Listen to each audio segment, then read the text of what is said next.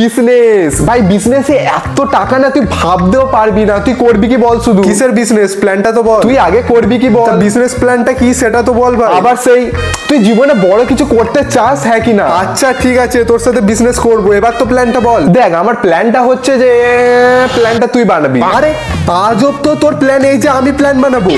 কি ভাই তুই বেরো, এসব আমি পারবো না। পারবি না?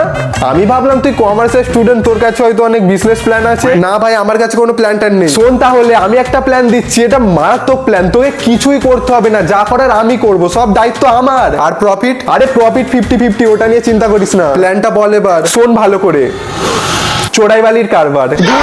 না না, আমি এইসবে নেই, এসব বিশাল রিস্কের জিনিস ভাই, আমি এসব করছি না। তোর দ্বারা বিজনেস হবেই না, রিস্ক নিতেই জানে না।